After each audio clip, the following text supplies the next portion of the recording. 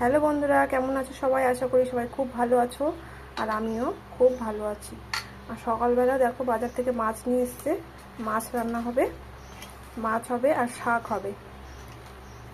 তো এই অবধি তোমাদের যদি ভিডিওটা ভালো লাগে অবশ্যই আমার চ্যানেলটি সাবস্ক্রাইব করে দিও। বেশি কিছু করব না, মাছের ঝোল আর শাক।